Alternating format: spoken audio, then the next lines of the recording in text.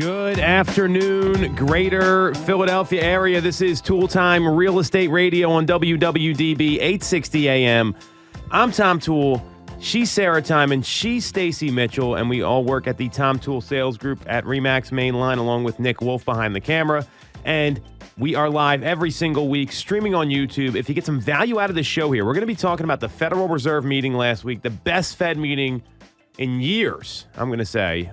Big statement there. The 2024 housing market trends that could shape the market and Google's most searched real estate terms over this past year. So if you like what you hear, you get some value out of it, make sure to subscribe to the channel, hit the bell for notifications. So, ladies, we had the Fed meeting last week. And personally, I was quite nervous, not so much for the lack of a rate hike, which was widely expected, but what the comments were going to be after the meeting. And what the Fed did, what we had actually talked about it on the show here, I found to be very intriguing, where they came out and said, hey, we are not talking about rate hikes anymore. There's going to be 3 rate cuts in 2024, more to follow in 2025. What's your reaction? And obviously the Dow Jones rallied. We saw mortgage rates drop. What's your reaction to the comments after the meeting? How are you communicating this with clients? And what do you see happening as we head into the last couple weeks of 2023, thanks to Jerome Powell and friends at their meeting last week? Yeah, I mean, that's definitely encouraging. However, I feel like when you're laying out a year to 2 years out, it's difficult to know what may happen between now and then. So while that sounds very positive, I feel like maybe sometimes they shouldn't predict out so far what they're going to do, and they should just give shorter term predictions, because what that sometimes does lead clients to kind of a path that they go down then is well, if they're going to be if rates are going to drop a couple times, I'm going to wait another year, or I'm going to wait another, when it's so far out. If you were saying in 3 months, they might come down a little bit, that's still time to get out, take a look at things, especially if you're at the earlier end of the process, get familiar with everything. And that could all line up, even though we always say you can't time the market, but feasibly that could make sense. If you postpone because you heard that rates are going to be cut 3 times this year and then even more into 2025, and you decide to hold off for that, that's a lot of time that different things could happen in. And I don't love that. Yeah, I agree with that. I think because when people do try to time the market, and I've seen this with a number of my clients already, when they try to time the market, it doesn't work out. They're still waiting to buy a house. Right. Because they were waiting. They didn't want to compete. Mm-hmm. They didn't want to overpay, quote unquote. Right. So then the rates started to go up. So then they were like, well, we're not going to overpay and then pay these high interest rates. Right. So guess what? They're still waiting to buy a house, where if they would have bought 2 years ago, right, they would have been sitting on a whole lump of awesome, equity in their home. Right. So you can't time the market. It's really, really the opportune time right now, because interest rates, I saw today 6.25, which is awesome.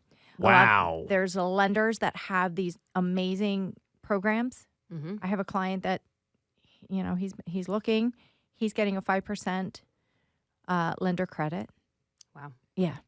A 5% lender credit to offset his closing costs. So, and he's going to have an amazing interest rate. Mm-hmm. He's a first time home buyer. So there's really good opportunity out there now, and to wait and see, if by third quarter or fourth quarter, they're going to be 5%. We don't know that. Right. Mm-hmm. Right. We know what we know now. Right. We know what we know in the past. Yeah. And it's, we're going to see sellers coming back in. I got a call the other day. Somebody wants to list in January. Mm-hmm. So sellers are coming back in. And we are definitely going to see more buyers coming in January, which is going to be competition. Right. And as there's always give and take here. So as those rates come down, the competition comes back in, and there's always going to be, there is no predictable sweet spot where this is when you get it all. Right. There's no perfect time. Right. What is that saying? Don't let perfect be the enemy of good. Oh, good one. That's it. Because people are like, no, we got to wait for the perfect time. It's like, Yeah. it's never perfect. Yeah. Ooh, News alert, it's never perfect. a bird in the hand. Is Worth two in the bush. Well, done is better than perfect's another one. Oh, I that's like a little more that. business. But I mean, Yes. think about moving. Like, isn't it just better to be in the house and instead of Yes. and then making it the way you want? So you guys bring up some really good points. I think part of the challenge here, Sarah, is that the Fed they're expecting them to say either we're going to hike rates next time or we're not. So I think that they're under some pressure there. I was glad they said that. Yeah, I think it was a good thing in a lot of ways. So the thing I noticed, we talked about this last week, is they revised their predictions for inflation, right? So they didn't come out and say, hey, we need 2%, we need 2%. They said we're shooting for 2.4% in 2024. Which is exactly what we talked about on the show last week. So the first time I've gotten something right on this show, and it's you got to read between the lines where it seems like they're okay with the direction things are going now. Their measures they've taken are working, and because of that, they're going to get into more of a rate cut environment because there was a lot of folks out there that were almost like revolting against the Fed. You can't keep saying we're going to keep hiking rates. We can't have this hawkish tone because the economy is suffering. They were wrong about the jobless recession. Jobs remain very resilient. I don't see that changing. So, and then you saw the market react, right? And the market is the one that really tells you what goes on here. The Dow Jones rallied substantially. We saw mortgage rates drop, like you mentioned, Stacey. The 10-year yield went below 4%, which is really good. So all of these things happening, I think this is kind of what this is the best case scenario. Like, I don't know that meeting could have gone any better. I mean, today the yield is coming in at 3.952. I mean, and it was above 4 for a while on the 10-year Treasury. So that's all very good news. And what I like about this is now there's like some hope back in the market. Buyers aren't feeling, and the sellers who want to buy, they're not feeling so locked in. Like I have to wait because the rates are so substantially higher. I mean, just a month ago we were at 8%. Mm-hmm. And now we're seeing almost a 2-point differential. And the Fed did a good job of not putting their foot in their mouth. I mean, and now we've got some time to let this play out because the next meeting is not until February. So I think January could be a very busy month. You're talking about people getting ready to list in January. If I'm an agent right now or a consumer, I'm taking this time because there's a little more free time this time of year, especially these next 11, 12 days. I'm getting all my ducks in a row to be ready to go because if rates come down even more, which I don't think they will. I have a feeling they're going to stay in this like low 6 range. That's just my observation. I don't think they're going to go much lower than that, but that's such a big difference. And if you look at that keeping current matters chart that we've put up, when rates get into like the 6s, the buyer demand picks up a lot. So if I'm a buyer trying to time this, Sarah, and I know you're anti-timing, I'd be very careful not to outthink myself because a lot of people are just going to wake up on January 2nd and say, all right, I'm ready to buy a house. Mm-hmm. You can outmaneuver the market these next couple months here before everyone wakes up and like it's springtime. I mean, that's like the same. Like I'm waiting is like I want to buy in the spring when there's more inventory. Well, what if you found the right house? What do you understand about how the spring market works? Because a lot of people don't want to get in those competitive environments. So when someone says that, how are you advising them, knowing that the Fed had a really favorable meeting? This is all really good news here. What are you telling to folks when they give you, I'm waiting until the spring? Like, what advice do you have for someone listening right now that is saying, I'm waiting until the spring?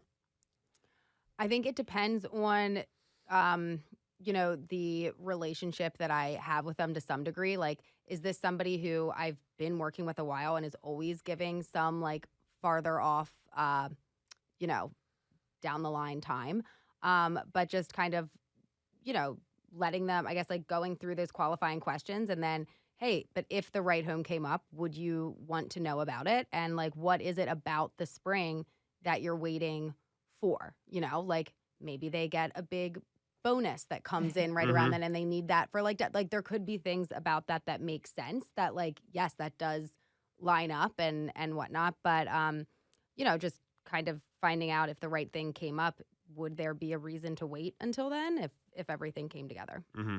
Yeah, it could be conditions that they're waiting for spring. But what I have found is that most people say they're waiting for spring. They don't really know why. Yeah. It's just like the thing to say. Right. Or it's because they want to move over the summertime. Mm-hmm. If they have kids and the kids are out of school, that's when they want to move. They don't understand that you have to explain to them. it could take some time. Mhm. So just waiting to go out, if you want to move in the summertime, you don't just start looking in May. Right. You really want to Mhm. get things going now. Right. Beginning of the year. Yep. Last case or worst case scenario. And, talk to lenders, see what programs are out there, get your finances in order, Yeah. start riding around neighborhoods. Right. Find out where exactly you want to Great be if you advice. haven't figured out where you want to land. Mhm. Okay, the school district. Great. I got that. Where have you researched neighborhoods, communities? Right. Do your homework. Look at the taxes there. Let me run you some cost sheets so you have a really good idea of what it might take to get into these communities. Right. So that you're not like caught Right. by surprise. Right. Like, oh my gosh, and then you have to pivot at the last minute. Right. And does spring mean you want to move in the spring? Because that means Great you question. search now Right. and you get under contract and you Mhm. have that period of time that you're under contract for, which can be anywhere from like 30 to 90 days. And like, Exactly. because if you want to move in the spring, well, now's when you should be looking. Exactly. Because especially if you're looking in a very particular area, there might not be houses Right. that come up all the time. Yeah. They think that, when you're going to be ready is when the house is going to appear. That doesn't happen. Right. So, but if the house comes on the market, you definitely want to be ready to make a move because you don't know if another one's going to come up in that neighborhood, Right. Before spring. Yeah. Or in the summer or in the fall. Yeah. I mean, I'm working with a buyer who, it's early on, kind of like early stages, like doesn't need to do anything yet. But there is one target neighborhood that she really liked. And I saw that something was up in there. It was an end unit, and it fit all of the things in the place that she wanted to be. When I went back to look at comps, how normally you're going back like 180 days, maybe you go back a year. I had to go back 2,000 days to be able Wow. to, which then at that point, they're not even like, Right. comparables, Yeah. but just I had to keep going back further and further just to see because there's no turnover. So it's like, if this one, I have no idea when another one will come back up. I mean, it could be years. Yep. That's a great point. So to people that are considering and sitting on the fence and waiting for spring, I think now's the time. If you do have extra time now, investigate the finances, see if you're in a good position, see what you qualify for. That's always, and I know that these pre-approvals, they last a while, like 6 to 9 months, right? Right. So it's perfect timing because that's the big unknown. Right. Sometimes we get to people and we go out and show them a house. They have no idea what they're even qualified for. Right. Because we could be looking at a $500,000 house and they qualify for $425. Right. Or they're at a 500 and they qualify for 650 or Right. So it's really important that you know what your target is. Yeah. And then we can help you better. We can Right. help you better navigate and work around that. Well, because if you've been looking at all, let's say $500,000 houses, and then that's what you think you're getting, and then your qualifications come in significantly lower, Oh, you don't want to have your bar here and Nope. then realize that you're down here. yeah. That could be a real buzzkill. Yeah. It's like, Well, it happens sometimes, though, because does. people don't take the proper process. They don't do any planning. They see a house and get excited. I mean, how many times does that happen to you and where it's maybe even a client of yours that you've worked with in the past and they're like, hey, we saw this as a one-off, and then all of a sudden they're trying to buy the place, and there's not that planning involved. And this is where a lot of problems come up, is that people don't plan properly for these things. So when you see rates coming down, when you see these things happening, you don't want to be the last one to the party. And what I envision happening here, and Housing Wire did a great breakdown on this today, is that according to Altos research, it looks like home sellers are starting to come back to the market. So you never want to be flat-footed when the right home's out there, because you know how fast the market moves fast. And it's funny sometimes. I mean, how many times have you ladies seen a home that's been on the market like 30, 40 days? And then there's multiple offers and people are Yeah. interested Yep. because an adjustment's been made. Or maybe it just took some time for the market to come to them. And as more sellers enter the market, and there's 11% more new sellers on the market this week than this time last year. So that's a really good sign, especially in the month of December. I can't stress that enough. And we're seeing mortgage applications increase. We're seeing prices go up, all because of rates going the right way. You've got to be ready as a consumer, as an agent, for what's to come here. And if you're not, start getting on the phones, having conversations now, see who needs that guidance, because like you said, some people say spring, they don't even know what the heck they mean. Right. They have no idea. So I mean, are you seeing more sellers come to the market? I mean, what are you guys seeing on the ground level here? Because I think this is if inventory gets unlocked, it's going to be a busy 12 months for the people that are ready to work, and it gets me excited. Oh, I have a client who they have to sell before they buy, and they're ready. So they went through the pre-approval process already, so that they know what they can look for, but they have an understanding of, yes, I have to sell first. Yeah. So that way, and I've been waiting for them to do this. Yeah. And they've just been a little hesitant, but now is the time. So they're going to be ready in the spring. Have they put in offers previously that got No. rejected because there was a contingency? No. I took him to see a few houses. We didn't do a whole lot of legwork, but I did a listing presentation for them also. So we had a general idea of, but the big elephant in the room was like, well, can you buy first or do you have to sell first? We really have to find this out. Well, they finally talked to the lender. Yeah. So we know now and we can move forward. They definitely have to sell first in order to buy. So knowing that information, we know exactly how we have to maneuver in the market. So we have to list, look for a rent back and go from there. Yeah. Because, I mean, I've had it, I'm sure you have as well, had it happen before where you had, you have a client that they need to sell in order to buy, and it can be nerve-wracking to have your home up on the market before you have where you're going, lined up. But where they had to actually lose that, put in a couple offers that were contingent on home sale, and they didn't get them. And then it was all right, we need to put it up. It doesn't have to, and as soon as you're just settlement contingent, it's so much more favorable as you're looking at it. It's yes, we do need to sell it to buy, but we already have it under contract, right? We just need our settlement date to be after this date that we already have. Yep. It makes it so much better. Yeah. Well, but what's really a consumer that's serious, and we've talked about this, is that an agent should use the same criteria. Is they have to, one, communicate with you two ways, which these people are doing, right? Then they've got to share financial details with you and answer your questions, because if they're not answering questions, you can't really help them. And this is where a lot of agents could probably improve. And we just sat through a training today on asking more questions to control the conversation instead of just talking at people and giving them a solution that doesn't apply. Because you could think their reason for hesitating could be because of rates or prices or inventory, but it's really, they don't know what to do. And if you're not asking them that, that's going to be really important. So they've got to communicate with you.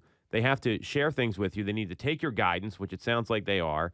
And then they're financially in a spot to do it. And then all of a sudden, it takes some time for people to get ready, and it just doesn't happen all the time. So that's a really great example of someone that needs guidance. Because imagine if you didn't have that conversation with them or you didn't ask that question. What would have happened if they wanted to buy the house? Oh, my gosh. Well, they wouldn't have been able to. It would not have gone well, It would not have gone well, yeah. Awesome. So that's really insightful here. So we're seeing some more people come back to the market. The last thing to think about here with this Fed meeting is that we saw the mortgage rates dip. Lance Lambert did a great job on this, is that, he talked about what's kind of going on in the market and how we saw rates come down so much, which is pretty incredible. And what he kind of ended with is that, with the financial markets easing and seeing the 10-year come down, a lot of people are having forecasts of 3% 10-year yields in 2024. And, a lot of people are calling that farcical. And it tells me that rates are probably going to stabilize where they are, at least for the next 6 months. I don't see them coming down much more. I don't think we're going to see another drop after the first of the year. I'm grateful where we are, and it's going to bring a lot of people back into the market. But there's going to be some time where it plays out a little bit. So I don't know that we're going to see rates come down too much more. What do you two think? I mean, we get to the end of Q1. Where do you see rates coming in? Are they going to be kind of around the same? Q2. When do you see when does 5% handles happen? I just had to look up what farcical.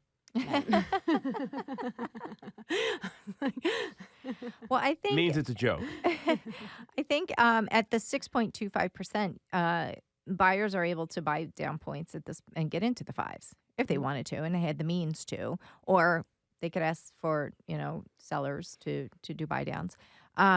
So I mean that's very exciting if you can tout that you have you're into the fives, your interest rate's in the fives.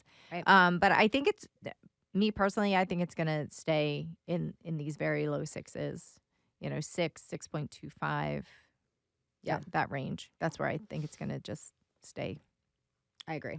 Yeah, I'm with you as well. And I think it's important for consumers to hear this because we're not going to have another Fed meeting. There's no policy changes until at least February.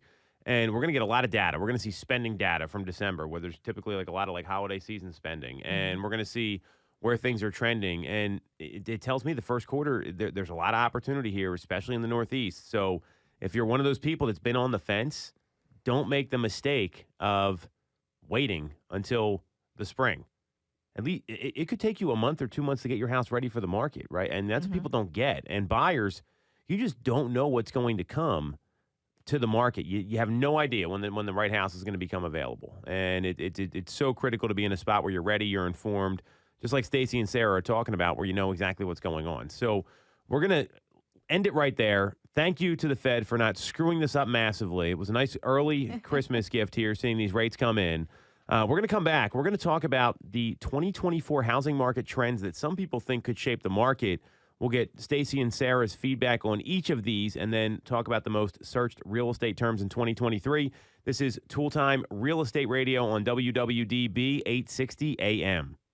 For the best local mortgage service and great rates on your money, look no further than Mortgage America. We've been operating in the greater Philadelphia area for 40 years with a focus on smooth, easy access to home purchasing. Whether you're a first-time buyer, upsizing or downsizing, or just refinancing, we have programs for you. We also have closing cost assistance programs and access to subsidized interest rates. Pre-approval is free, no costs or commitments. To learn more, visit our website at mymortgageamerica.com or give us a call at 610-439-8000. We always have a person available to take your call with around-the-clock human service. Purchase your home with the personalized local service you find at Mortgage America. Mortgage America is an equal housing lender. NMLS 128501. When you're getting a mortgage, you shouldn't have to sacrifice great service just to get a great rate. At Mortgage America, we've been lending with this philosophy for over 35 years. We have access to great low rates without the complications and delays of big or online banks. We're a local Pennsylvania lender with loan officers that you can actually meet. As PHFA's #1 lender, we specialize in all residential mortgage programs, including first-time buyer programs and low down payment options. For your free pre-approval, call us at 610-439-8000 or apply online at mymortgageamerica.com. Mortgage America is an equal housing lender. NMLS 128501. The Tom Toole Sales Group is the #1 RE/MAX team in Pennsylvania with over $165 million in volume for 2021. I'm Tom Toole, and our team has achieved that kind of success by being a great place to work with and to work for. No one knows Greater Philly better than we do. We know real estate, but more importantly, we're real people. We hire the best agents, and we give them all the tools to succeed. Even our brand new agents sell 17 to 24 homes a year because our team delivers the best experience in real estate. Teams deliver a better experience than individuals, and we're a top 1% real estate team in the country. We call it AAA service. We're your advocate, ally, and advisor. Because this isn't a transaction to us. It's a relationship. If you're buying or selling a home, call the Tom Toole Sales Group at RE/MAX main line at 610-692-6976 or visit tomtoole.com. That's tomtoole.com. Sell your home for more, and remember the real estate golden rule. You always get more when you work with Tom Toole. Have you considered a career in real estate? Do you want control over your income? Whether you have a license or not, call us today at 610-692-6976 or visit tomtoole.com. Join our team, the Tom Toole Sales Group at RE/MAX main line. All right. Welcome back to Tool Time Real Estate Radio on WWDB 860 AM. I'm Tom Toole. She's Stacey Mitchell. She's Sarah Tymon. And we have Nick Wolf behind the camera. And we all work at the Tom Toole Sales Group at RE/MAX Mainline, the #1 RE/MAX team in Pennsylvania since 2018. And if you get some value out of this, we're going to be talking about 2024 housing market trends that will shape the market and Google's most searched real estate terms. Do us a favor, subscribe to our channel on YouTube, hit the bell for notifications, and that way you can stay up to date with all the most recent housing market information. So the 5 trends that are going to shape the real estate market. Sarah's looking at door knocking leads, which I love. That's how committed she is to the business. So this was an article Housing Wire came out with. I'm going to give you their 5.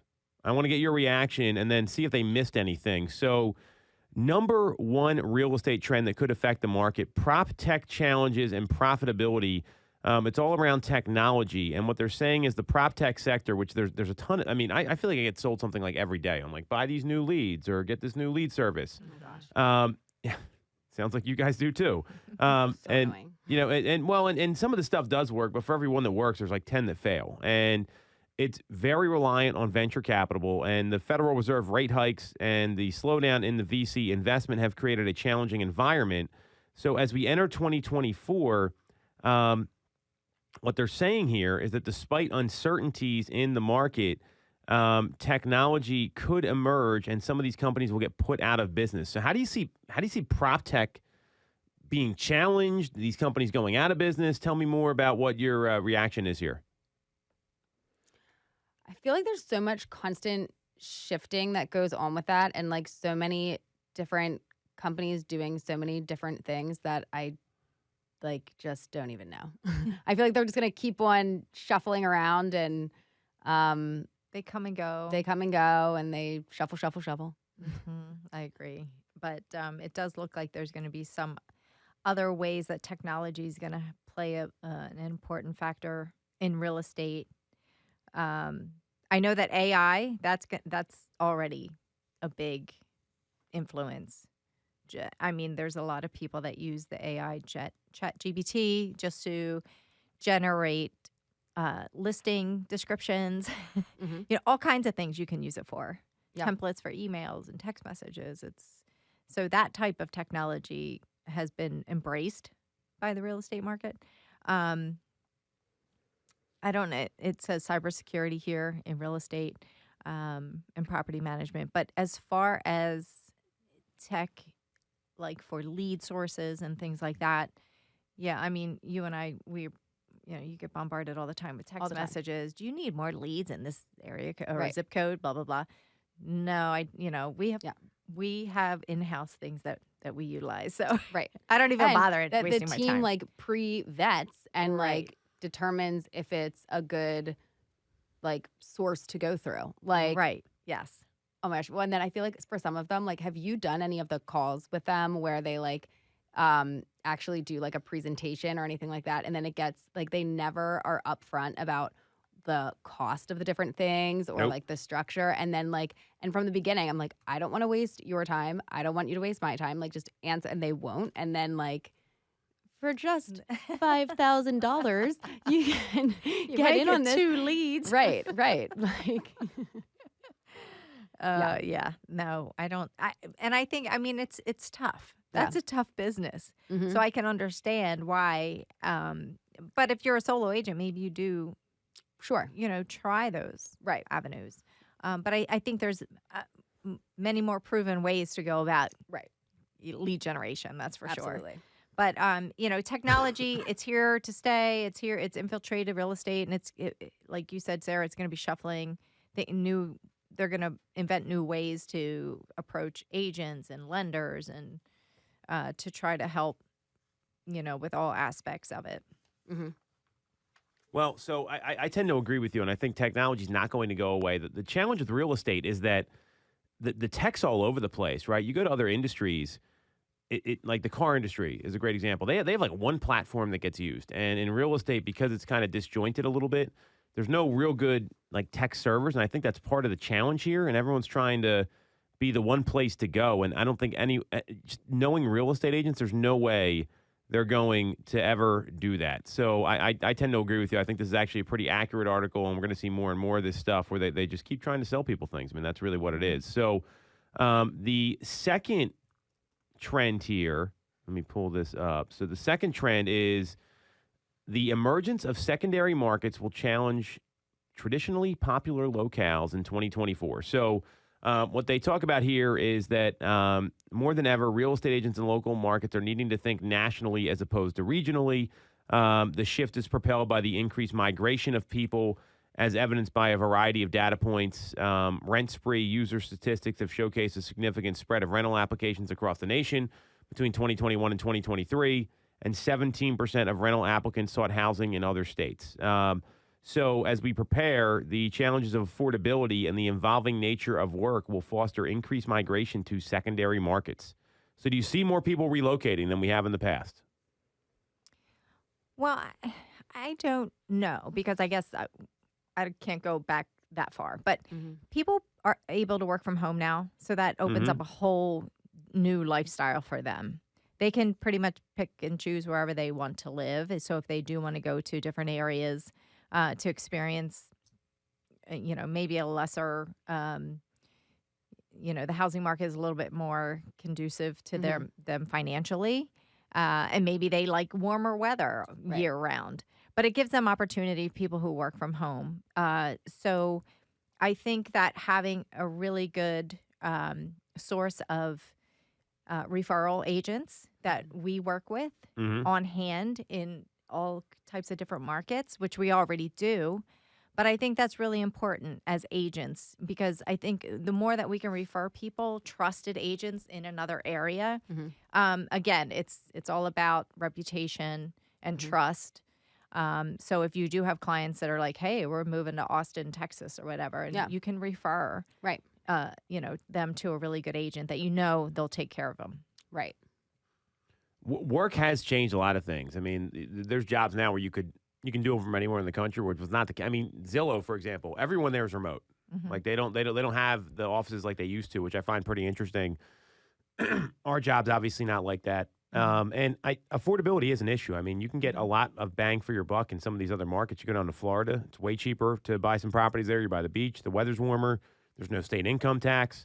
There's a lot of things driving that. So I do see more people doing that, but I don't know if it's going to be any more. They're looking at rental data here, right? When it comes to selling, I don't see that really being the case because I think people have roots when they buy a house in the first place. So if you're not established, it could be a different thing. That's for sure. So that's number 2. Number 3, multiple listing services need to become the source of truth for rentals.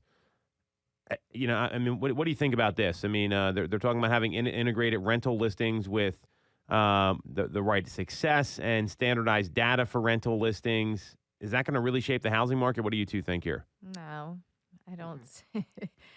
I don't think it's going to shape the housing market. I mean, there's not that many rentals that land on the MLS. Right. Because there's not that many rentals that are listed with agents. Right. Most of your rentals, they could, are mom and pop owned. So they can put an ad on, I don't know, wherever, Craigslist. We did ours. I am a real estate agent, and we put ours on Craigslist. See, there you go. Yeah. Or it's word of mouth. Yeah. A lot of times ours is taken before it's even empty. People find out it's going to be, a tenant's moving out, somebody wants to move in. So I don't think the MLS is going to shape, especially the rental market now. So I agree. I don't see this shaping the housing market at all. I think rentals are temporary for a lot of people unless you're an investor. So I don't even know why that was in here. Number 4, flourishing during challenging times, a tale of two interconnected markets. So the prospects of home ownership are elusive for some folks around affordability with where we saw rates come in earlier in the year before we've seen the drop, obviously. They should have proofread this article because they say rates are hovering between 7 and 8%. This was published today. Oh, my gosh. So obviously that's not the case. But there's some financial barriers. Affordability is still a challenge. I don't think there's anything there. And the cost between buying and renting underscores the financial challenges associated with home ownership.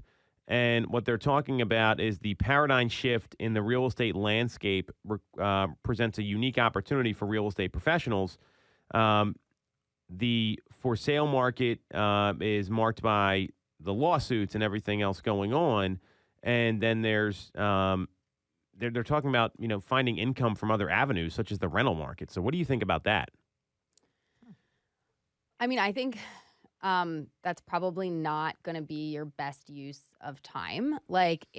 Be familiar with it. And are certain cases where you can be very helpful to your clients. Like, let's say the plan was they were going to buy and then, XYZ happened and I do need to rent for a year, setting them up on a rental search and then putting them together with the person to get it done or sending them the rental application. not like sticking your nose up at it, but in terms of like having that be where you focus your time and attention, I don't know that. I think time would be better spent just building out your pipeline and working your sphere and focusing on listings. I like that. I agree, Sarah. And for the clients that are looking to rent, I find out why they're looking to rent. If they feel that they can't afford or they're not in a position, why is that? Is it do they have to work on their credit? Is it things like that that's holding them back, or is it really the finances? Right. Once you have a better understanding of that, you can best guide them. Yeah. Will they be ready to buy in a year and they can rent temporarily? And then, that's great. You can help them get into a rental. Yeah. But, maybe it's going to be a 3 to 5 year proposition for them because their credit is absolutely horrific and they have to work on that and save some more money. But again, I go back to, if you don't know, you have to find out. Right. For the clients too, they need to talk to a lender. They need to Right. find out what's really hiding on their credit report and how much money they have. Right. Well, what they're talking about here, I mean, it's basically like, hey, you need to get out of the business and have a different business model, because property management and doing rentals is a totally great business, but that's got to be the only focus. When you start dabbling in, I'm going to do a little bit of commercial, and then I'm going to do some residential, and then I'm going to do some property management. You're not focused on anything. And sure, there's going to be some challenges with these commission lawsuits, and what we know is that nothing's really been decided yet. There's also less home selling. And what I see here, I think this is bad advice for people. I think you got to pick one thing and get really focused on it instead of pivoting to something totally different. And the amount of time spent on working a rental versus working a sale is drastically different. I mean, and you don't know what the situation is going to be. So, and you mentioned how you rented your property through Craigslist, right? So you don't even have access to all the data. So, I mean, there's another, that's bad advice. I don't like that trend at all. Last one here, and then I want to see if you guys think they missed anything. Building a fairer financial future towards home ownership with affordability as the primary concern heading into 2024. Excuse me. Tools are intended to support greater financial empowerment. Will there be any inclusion programs or new lending programs out there? Well, there's always new lender programs out there. I mean, but you just have to talk to your lenders and find out. And I noticed that the lenders have different programs. So you have to talk to a couple different lenders and find out what's best for you. Yeah. As far as, the rent payment reporting, that might be a good way for people to be able to build upon their credit report, and have those consistent rent payments. Yeah. Maybe it would help them, on their credit report, build a more stronger background. But I really think that, the lender programs change all the time. There's new things that come up. So you have to be in touch with lenders and find out what's going to work best for you. Right. Yeah, no, I agree that while different programs could come out that could be, certainly help people, there are programs out there now that can, and just continuing to stay in communication with your lender. And if a couple months go by, reach out and be like, hey, is there anything else that's become available that could be helpful? Because throughout the year, constantly, it's not like it's just once a year now. Changes have come into play. It's constant, It's constant. That's why we always have, Meetings. meetings with our lenders to find out, hey, what's going on? What's new? I mean, there's all kinds of things. I know that one of our lenders that we work with, he had some programs. If you're 55 over, you could do some type of reverse mortgage on your house, but get into your new home. I mean, it was some kind of, easier way for people that are in their traditional home to downsize into a 55 plus community without having to cash out retirement funds and things like that for their down payment. Right. It was awesome. It's an awesome program that people probably don't know about. If you're a veteran, there's VA programs out there. If you're a physician or a PA, a physical therapist, a teacher, there's all kinds of programs for those people that have 0% down. Right. So if you don't know, you don't know. So you have to get out there and talk to lenders. Right. And when you talk to the lenders, give them your whole story. Tell them what you're concerned about. Tell them where, like, I'm worried if I pull money from here, it's going to do this. And Yes. this is like, just give them the whole story. And then they can take those pieces and come up with different options for you. And then at least you know what you have to work with. That's their expertise. Right. That's what they know best, and that they're going to help you best get into the best program. Yeah. And tell you what you're going to need to do. So I totally agree with you. They missed some big stuff. I mean, if you were to talk about the trends that are going to shape the real estate industry, I mean, what would you have guys come up with here for 2024? Trends that are going to shape. Well, I don't think they mentioned this, just the commission. Yeah, the commission lawsuit, I mean, that was the obvious one, and they mentioned it like briefly, and that you might need to pivot to rentals. I would argue the trend is agents who know how to navigate showing their value are going to be way more sought after than agents that are hey, I showed you the house, I'm entitled to a commission. And folks that understand their craft and are knowledge brokers, understand like the numbers and how to deliver a presentation, and all like the people with the right skills are going to thrive in this kind of market, because it's a little more challenging now. It's taking time to get offers accepted. Homes aren't selling right away. You got to have price adjustment conversations, all these things that we've talked about over and over again. So that was the obvious. I don't even know how you write an article without that being number one in the residential real estate industry. I mean, that was shocking to me. Mm-hmm. And they let off with prop tech. Like, give me a break. That's been like that for years. Right. Yeah, and in this market, there's hard conversations. Mm-hmm. You have to learn how to, address those hard conversations. It's like we have some very uncomfortable conversations, don't we, Sarah? Yep. Oh. So you have to learn how to navigate through them. Don't take things personally. Right. Take the emotion out of it. Mm-hmm. For the sellers and buyers, it's very emotional. Oh, yeah. Extremely. They're devastated if something falls through. Right. This is their whole thing. We can't be those emotionally unstable people. We have to be their rock, and we have to present them with facts and the right information and help them navigate through all this stuff. So having these uncomfortable conversations, it's helpful. You have to know how to do it. Right. It's like a balance of having empathy and like feeling for them and like knowing how they feel, but also like being able to be like, all right, this happened, but this is where we can go from here. Right. Solutions to the problems. Solutions. Yep. Yes.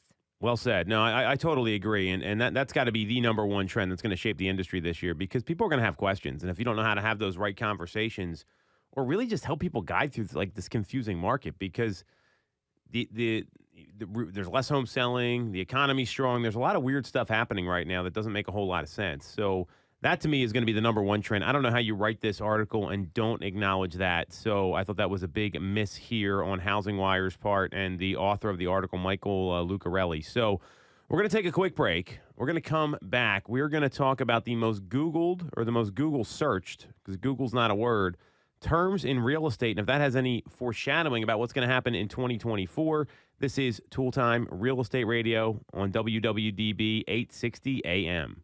You shouldn't have to deal with all the red tape when getting your mortgage from a big or online bank. At Mortgage America, we have access to big bank money, but with the personalized and detailed service of a local bank. We are here in your community and ready to serve with fast settlements, low down payment options, and first-time homebuyer programs. Pre-approval is free, no costs or commitments. For more information, visit our website at mymortgageamerica.com or give us a call at 610-439-8000. Mortgage America's equal housing lender. NMLS 128501. Have you considered a career in real estate? Do you want control over your income? Whether you have a license or not, call us today at 610-692-6976 or visit TomToole.com. Join our team, the Tom Toole Sales Group at RE/MAX Main Line.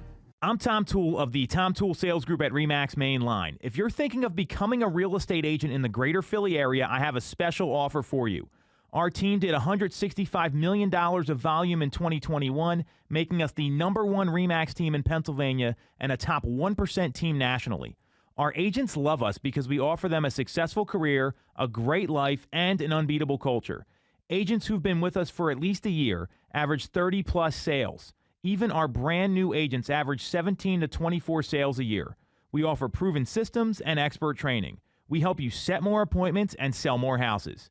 Now here's the offer. If you don't have a real estate license yet, we offer real estate scholarships so you can get one for free. Check it out at realestatescholarshipprogram.com or visit the Tom Toole Sales Group at RE/MAX Mainline at tomtoole.com. That's tomtoole.com. Get more out of your real estate career, and remember the real estate golden rule. You always get more when you work with Tom Toole. When you're getting a mortgage, you shouldn't have to sacrifice great service just to get a great rate. At Mortgage America, we've been lending with this philosophy for over 35 years. We have access to great low rates without the complications and delays of big or online banks. We're a local Pennsylvania lender with loan officers that you can actually meet. As PHFA's #1 lender, we specialize in all residential mortgage programs, including first-time buyer programs and low down payment options. For your free pre-approval, call us at 610-439-8000 or apply online at mymortgageamerica.com. Mortgage America's equal housing lender, NMLS 12850. Welcome back to Tool Time Real Estate Radio on WWDB 860 AM. I'm Tom Toole. She's Sarah Tymon. She's Stacey Mitchell. We have Nick Wolf behind the camera, and we all work at the Tom Toole Sales Group at RE/MAX Mainline, the #1 RE/MAX team in Pennsylvania since 2018. And if you got some value out of our first two segments, or you are excited to learn about the most searched real estate terms in 2023, make sure to subscribe to our YouTube channel, hit the bell for notifications. That way you can stay totally up to date with the real estate market. So BAM put out this article. I thought this was pretty interesting. And it's that time of year when everyone kind of looks back at the last 12 months, biggest stories, predictions. That's going to be our show next week. So we spoiler alert, we do it every year. They took the Google Trends to find out what people across the U.S. were typing into the search bar and what that means. So they looked at Google's most searched real estate terms, and they're sharing the term, but a lot of it had like top or rising. So they wanted to define this here. I think this is pretty important. Top means the most popular topics. Rising means related topics with the biggest increase in search frequency since the last time period. So there's two ways they look at it. So the top queries: real estate agent, #1. What is real estate, #2. Commercial real estate, #3. Real estate license, #4. And real estate market, #5. And that has to do with those are the top queries related to real estate. The rising queries. Now, this is interesting. This is the most searched. Limestone commercial real estate, J. Beard real estate reviews, the J. Beard Real Estate Company, real estate billionaire Sam Zell, and Limestone Real Estate. So what does this tell you here? I mean, I thought that was pretty interesting. I don't really know what to make of it. I've Googled these myself prepping for the show. So does that tell you anything about what's on consumers' mind, or what's your reaction here, ladies? Well, for all of this limestone stuff, my first thought was, wait, did something like big happen with them that I didn't that we missed? I don't know what it would be, but I